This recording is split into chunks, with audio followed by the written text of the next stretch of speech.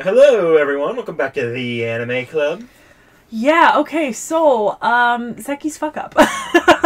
Well, not a fuck up, just badly ordered episode counts. So, the Limitless Fortress arc officially started on episode 11. And back when I put this in season 1, I didn't want to submit 11 episodes because I thought that was too few. Which, to be honest, I did that with Naruto. I should have just done it with Getbackers. But then again, you would have gotten 11 episodes of nothing but filler. And you would not have gotten into a story arc. Which I think was one of the only reasons why Realm approved it, was going into the story arc, because he liked the Limitless Fortress. Mm-hmm. So, you know, that's that.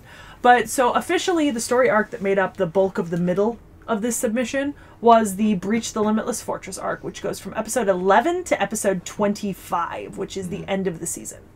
And then episode 26 to 33 finishes another arc.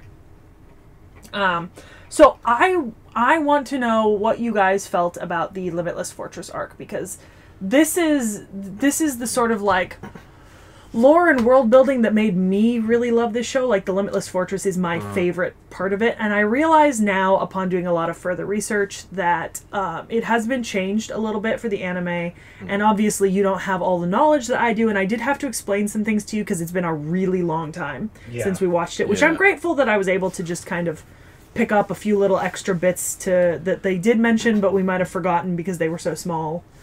So how do you guys feel about this arc? So, if I'm looking at the Limitless Fortress arc, it was interesting, because there were elements I really liked with that.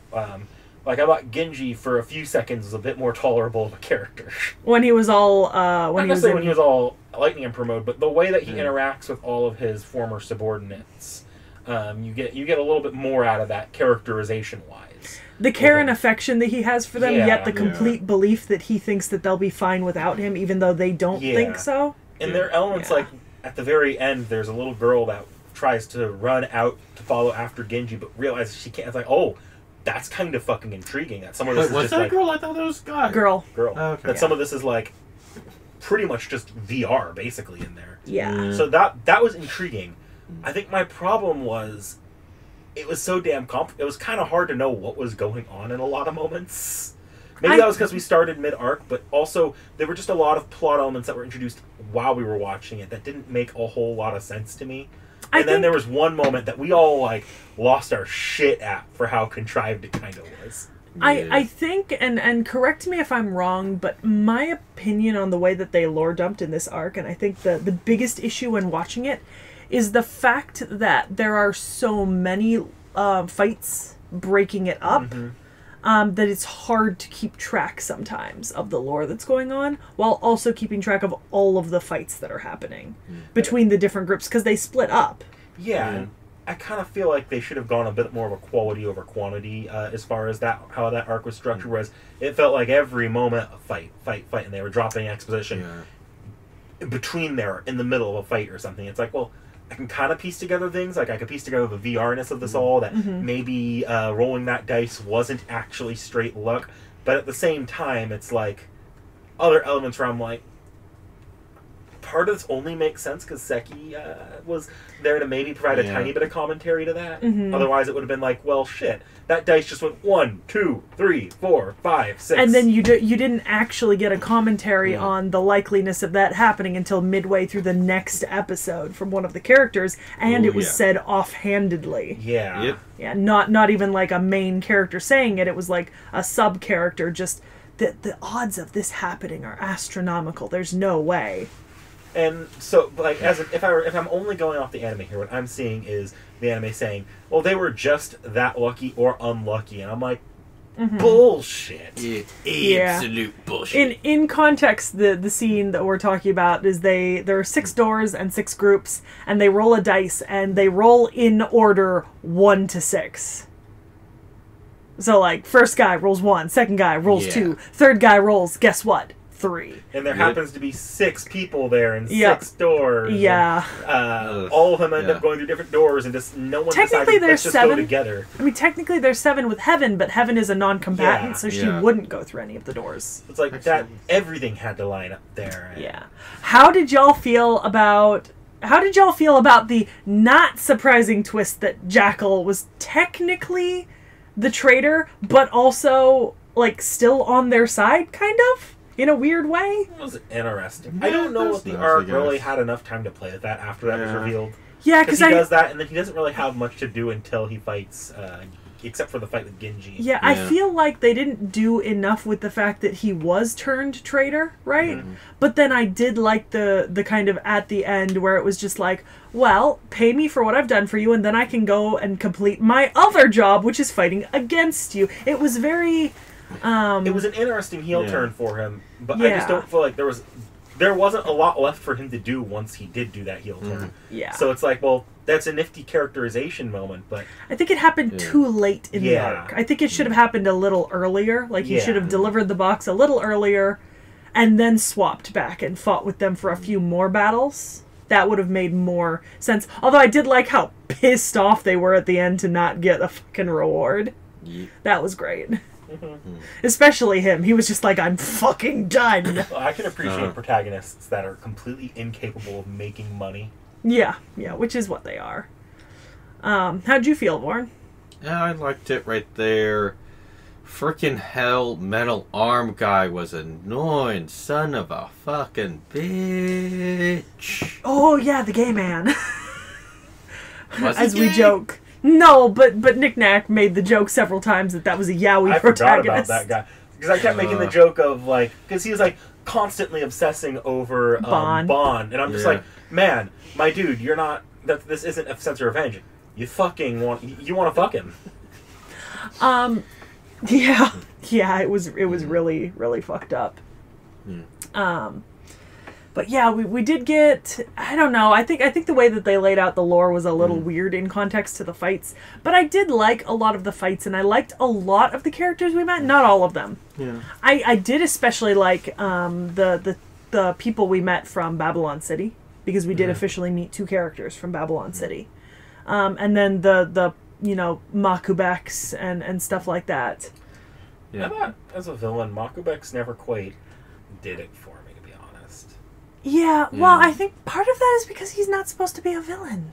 But at the same time, when you have an arc that dedicated, you kind of need to be invested in whether or not he's going to go full villain or not. And I don't feel like, even with what we watched, and if I try to push back, I don't remember a lot with him prior that was like, I feel like there's a lot on the line here interpersonally to whether or not he does what he does. Yeah. I think in terms of this, we might be missing out the memory of episode 12, because episode 12, back in our first submission, is called The Unknown Boy Makubeks, and apparently discussed him a lot. I don't super remember each individual episode, but this might be a small case of like where if we had watched this closer together, we might have remembered a bit more on our own. Because if the entire episode was named after him... By the way, the fucking way that the episode names show up on screen, the MS Paint solid color screens with a different font every fucking time.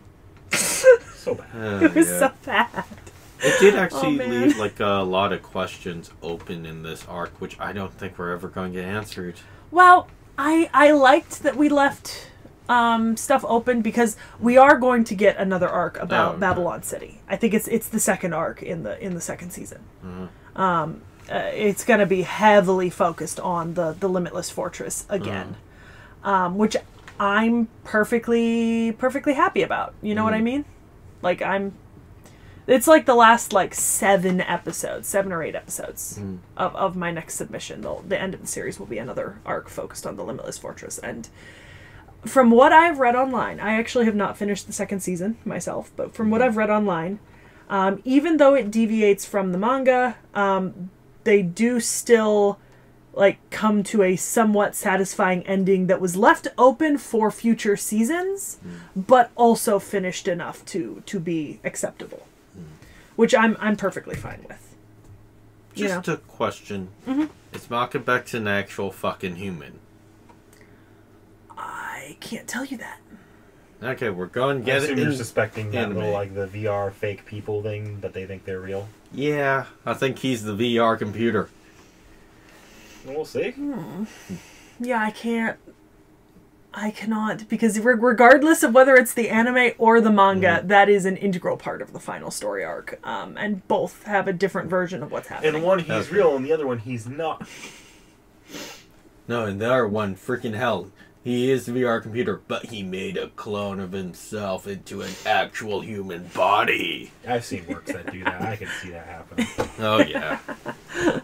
Yeah.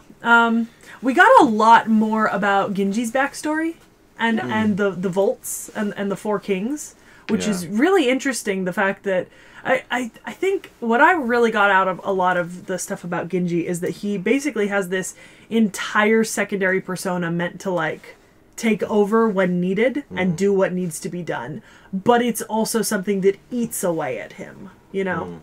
Like, the longer he spends, the less controllable it is, which is a pretty interesting mechanic for a character, you know?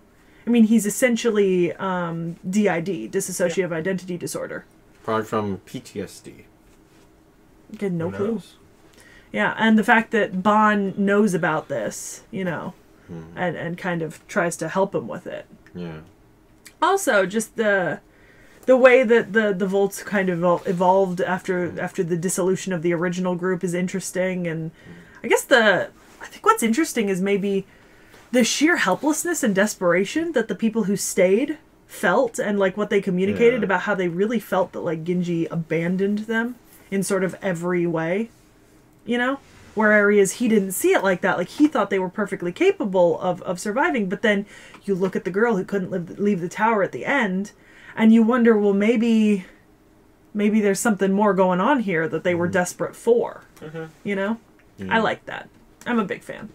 It's one of the few animes of this sort of like more intelligent thing that I like. You know me. I just like cute shit and, you know, just big bam bam smack 'em up. Shonens and shoujos, and that's about it. I do wonder, who's this officially? So this is officially of the shonen demographic, but its genres are comedy, supernatural, and action. Yeah, that sounds about correct. That's about right. Yeah. So into the second season, episodes 26 through 33. We had I don't remember the order of the filler, but I mean... we had the Hot Springs episode, and then we had the High School Girl episode, and then we had the Amnesia episode. Spy one, yeah. Then there was the Venus de Milo episode with Clayman, which we already met Clayman, so that was fun to see a character back. And then we had... No, that's an arc, isn't it? That's the full arc. Yeah. That's what I mean. That's the fucking arc. Clayman, because we met Clayman back in the Sunflowers originally, which was a 2-part episode. Let's not skim over this filler here, because I think especially one episode really sticks out to me. Was it the Hot Spring or the High School Girl? The High School Girl. I personally liked the Hot Springs better. I didn't like it. That like made me like turn my brain off for the next episode. I liked the Hot Spring one because the two fuckers got beat up in ping pong, and that was like the nice part of it. I like the Hot Springs because honestly I thought it was hilarious that they were fighting against the fucking monkeys. Like, what a fucking loss. Also, it was nice to just have like a fun episode that had more characters than just the honky tonk cast, because we also saw Jubei and Kazuki. So we still got some of those characters included.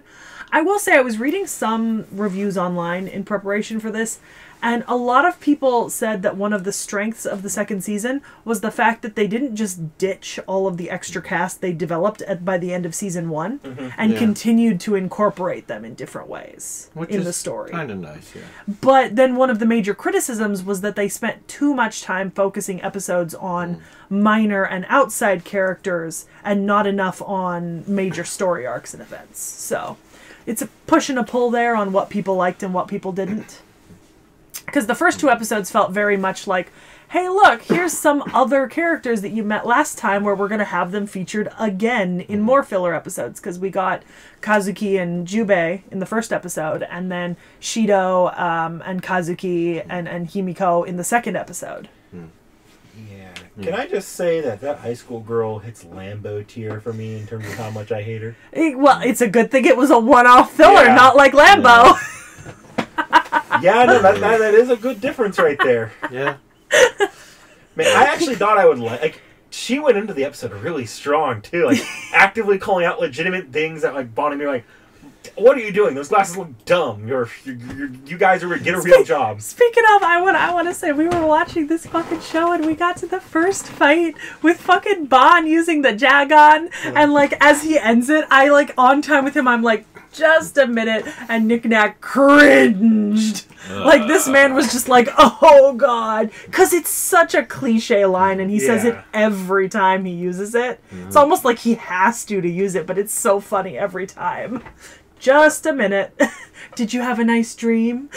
It's so cliche, but I love it. It's so fucking try hard. Yeah. It's like Pikachu, I choose you.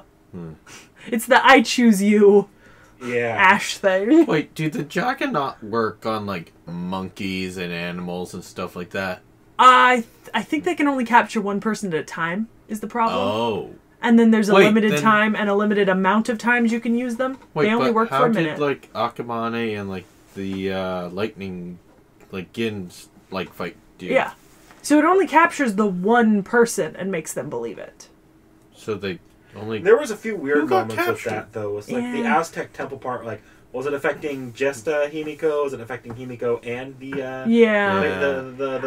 the person they're fighting? Does it affect only the person they're fighting? Part of this is the fact that it's supposed to be a technique that gets you get explanation, but it's a very minimal explanation, and there's a lot that's not known about it, which is why people are so afraid of it. And I know in the manga, there's a lot more lore on it, but in the anime, they just don't manage to reach that same level of lore because the anime focuses a little bit more on Genji's side of the storyline than it does on Bon's. Which is unfortunate, but once again, I don't want to... I guess it's not fair of me to go on a long lecture about all the lore in the manga to try to make it up to you. I can tell you later. When you guys it's just read in the unfortunate manga. because the Jagon tends to be the resolution to a lot of episodes. Yeah. What's that? It's the MacGyver? MacGuffin? MacGuffin. It's the MacGuffin, basically. Yeah. Yeah. Anyway, so then we have the Clayman arc, Venus de Milo. Yeah. Which goes from episode 29 to 33. Oh, I guess I'm forgetting the amnesia episode. The man who lost his past. Yeah. Yeah. Who cares that much? With the assassin and the sniper. Yeah. But yeah. They weren't assassins, they were spies. Yeah. But they're being pursued by an assassin and a sniper. Yeah. Because they're both spies, and they wanted to retire. Okay, and then we move on to the Venus de Milo arc, which back to Clayman. I actually really like the episodes with like Clayman and the art heists because I think they're really interesting. I think Clayman is a really interesting character in this show. I feel like he doesn't get enough love.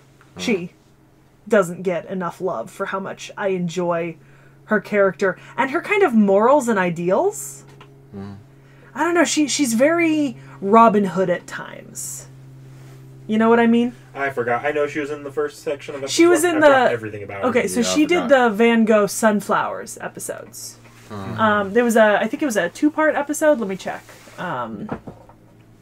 Oh, I think I remember where they found a sunflowers that wasn't previously known about. Yeah, Get Back the Phantom Sunflowers parts 1 and 2.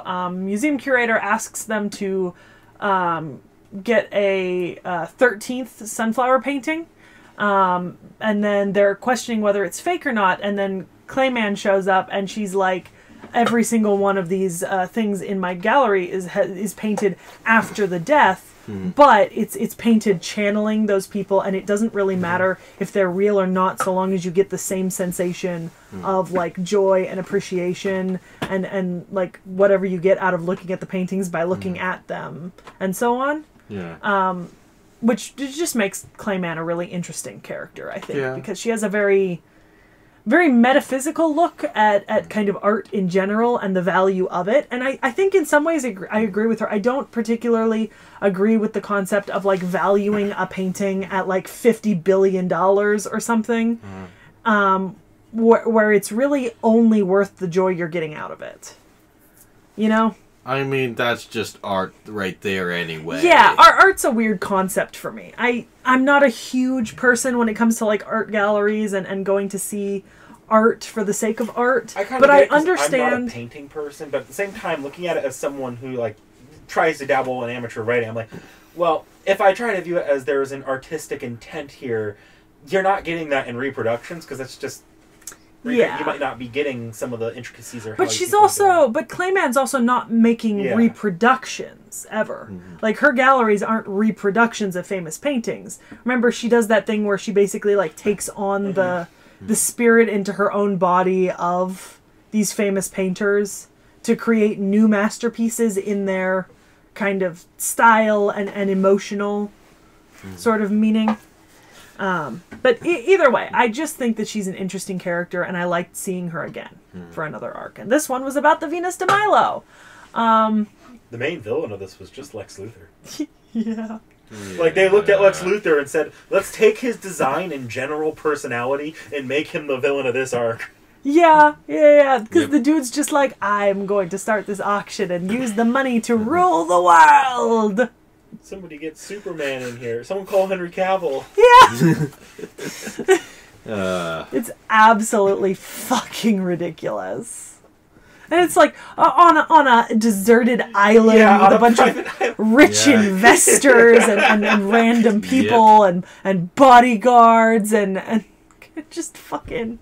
And then it's revealed that they had a second task to bring Hera back and so on. And it was just a fucking, like, an entire drug scene. Oh my god, this is just a Lex Luthor plan. Yeah. Jesus. There's more to say about the arc. I was generally pretty positive on this arc. But... Yeah, and then there's the whole thing with the Aphrodite, the drugs. Yeah. Oh, yes. Which leads into potential foreshadowing for our next arc. Yeah. Yeah. I like, so there's a character in this arc that becomes friends with Genji, and I like him as a foil to Genji because he's also got a little bit of a multi-personality thing going for him. Natsuhiko? Yeah. Yeah. I actually liked his character a fair bit. Yeah. Because both he and Genji have that same multiple personality thing going in different ways. So yeah, how they interact there, and the fact that they're both kind of like fighting their other personality in some ways, it's interesting. Yeah, I do like that a lot. I think, because you had the Genji versus episode where Natsuhiko and Genji were fighting. That said, both of them just kind of went into a room, ate some food, and said, "We're friends now." That was very It was very Luffy of them. Yeah. That kind of seems like an actual thing that, like, Genji I could see. The Natsuhiko, though, that felt a bit himbo for how they were portraying him. Yeah. Yeah. Especially because he was the one paying. Yeah. Mm-hmm. Yeah. But I think on the whole, this was a better composition of episodes than the first submission, which made it far more tolerable to watch. I like this arc because it wasn't so short that it didn't need to be an arc, but it also didn't overstay its welcome at all. I think that's maybe the biggest complaint I have about Season 1 versus Season 2. Season 2's got 2 story arcs, each of a decent length, with some filler in between each, whereas Season 1 really only has the one major story arc, and it's massive. But it's like half the season. More than. Episodes was 11 to 25? That's 16 episodes, basically. Like, Season 1, I was having One Piece, like, early One Piece flashbacks to, like, Syrup Village arc. Yeah, massive arcs. Yeah.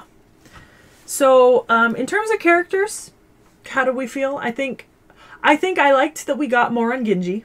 Mm-hmm. Yeah. I will say I love Akabane, and I love everything we learned about Akabane, unequivocally. I thought Akabane was just kind of there in this arc. Yeah, this one was like... The submissions we watched, there wasn't that much on Akabane. Yeah. We learned a little bit more about Himiko. Yeah. And we learned a ton more about Shido and Kazuki and all the people they were involved with in the Limitless Fortress, because the main people fighting against, like the Getbackers and their group are former followers of the Four Kings of the Vaults, and the Four Kings were Shido, Kazuki, Makubex, and an as unnamed character that we have not met yet. Are we ever going to meet them? Yes, we are. Okay. And so we got to see Shido and Kazuki's direct followers and friends. And their kind of like evolution, and then Makubek's and how he was controlling everything from behind the scenes. So I feel like we got a lot more on those two and Ginji throughout the arc. Which made Kazuki kind of more... At least Kazuki and Shido, I felt like we didn't get a whole lot of backstory. You meant Akabane in terms of everything. I thought we were talking about Akabane only in terms of that last arc we watched. Oh, I meant everything. Yeah, no, everything. He had some good characterization. Yeah, no, everything. Yeah. I was like, that last arc, he just kind of... Just showed up. Was like, Bon, I will beat you because you beat the Lightning Emperor. Yeah, he just kind of showed up. Although, we really didn't get that much on the sister. For the Unlimited Fortress. Oh, Jubei's sister? Yeah. Yeah. She's not super... we didn't even get in, why the hell is she even with them? Supposedly everyone died that night. What the hell? Yeah. But we did get backstory on Kazuki. I guess, which was interesting. Nice. Some knowledge. And we got to see some other cool powers... relevant to the world. I mean, there's the Lowland Dance Whip, and then Jubei's needle technique. Then, there's a couple other things. I can't think. Oh, the Diamond Dust dude from Babylon City. So we got our first glimpses at Babylon City and the tower and the way that Babylon Tower is the center of the Limitless Fortress and it's essentially controlling everyone's lives, which makes the Limitless Fortress a character. Emma She. The Lowland Dance Whip. Emma She. That moment. The Lowland Dance Whip. Oh. I love that moment in that final arc where Emma She tries to. Yeah. That was actually pretty funny. Yeah. So I guess Waifu Wars. The time. Sure. Yeah. I mean, do we have anything else we want to say about characters or arcs? Not particularly. Nah, I said the first thing during the first episode.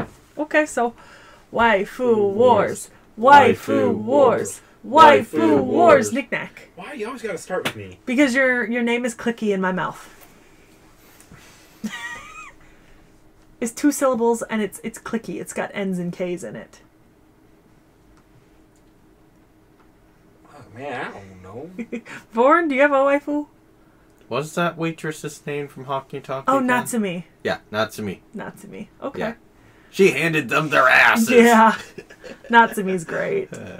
I don't like her in the dub, but I do, at least not the dub that I watched on High Dive for those few episodes, but I do like her as a character. I don't know, Lex Luthor.